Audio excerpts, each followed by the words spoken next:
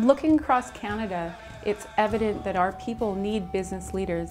They need to be taught in a way that teaches them to be innovative and to see vision as to what their community is capable of.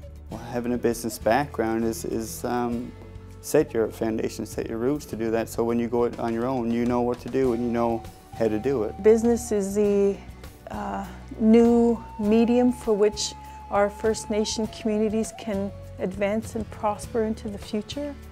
I'm Mary Beth Doucette, Director of Quality Assurance for Member 2. As a result of a unique partnership between Cape Breton University and Member 2, I have an opportunity to work as the Associate Chair of the Purdy Crawford Chair in Aboriginal Business Studies. I appreciate you taking the time to learn more about this initiative. Cape Breton University has been pioneering programming in Aboriginal education for the last 35 years. In 2010, Cape Breton University reaffirmed its commitment to Aboriginal education. The establishment of the Department of Indigenous Studies, housed in Unama'ki College, and the Purdy Crawford Chair, housed in the Shannon School of Business, enhances the resources available to Aboriginal students. Here's Dr. Keith Brown, the first holder of the chair, to explain why it was named after Purdy Crawford. He's very committed to the study of business. He's particularly committed to Aboriginal business studies, and it was his commitment and interest to that that had him receive the title of Honorary Chieftain, Chief Rising Tide, and he made a pledge here in front of almost the entire community of Member 2. Whatever I can do as an Honorary Chief with respect to helping Member 2 and all of Canada's First Nations, you have my commitment. The Purdy Crawford Chair in Aboriginal Business Studies focuses its work in 4 specific areas. The first is research, and we've been studying best practices in Aboriginal business. The second is the recruitment of Aboriginal students to the study of business in Canadian universities. The third is the development of Aboriginal-focused curriculum for use in university business courses. And the fourth area of focus is mentorship of Aboriginal students at the high school and post-secondary levels. More and more, Aboriginal leaders are recognizing the value of a business education.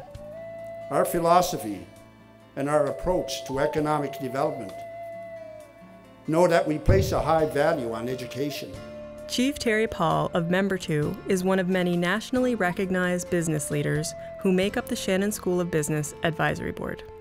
The chair also receives guidance from 3 advisory councils, 1 national, 1 provincial, and 1 specific to Unama'ki. And their connections would be invaluable. Some people asked how this information will be shared. We feel it is vitally important to share Aboriginal success stories from coast to coast to coast. One of our first initiatives was to begin a national dialogue on best practices. These discussions continue through follow-up gatherings and applied research. On the East Coast, we've documented the Unama'ki Economic Partnership as well as the Member 2 business model. This research has demonstrated the importance of partnerships, visionary leadership, and education, among other factors. One of the ways we will share this research is through the production of Canada's first textbook in Aboriginal business. We've asked Aboriginal students across the country what this would mean for their education.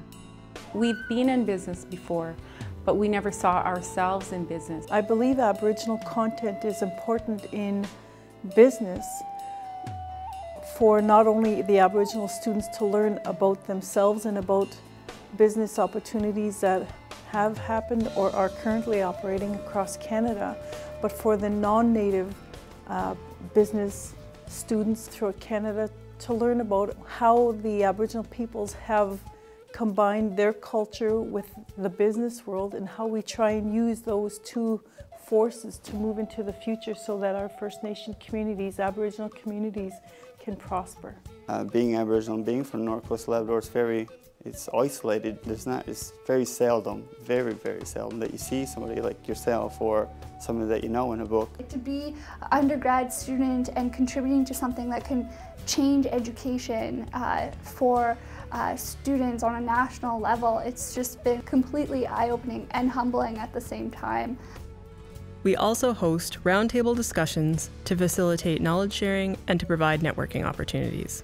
It gives not only myself but the other students that are part of this an idea of what is possible out there and what is being done in Indian country to bring up our reserve business life to the next level. We get to learn a lot about the different Aboriginal communities through a national perspective and just sort of learning the success stories that come from business. We believe mentorship is critically important for the success of Aboriginal students.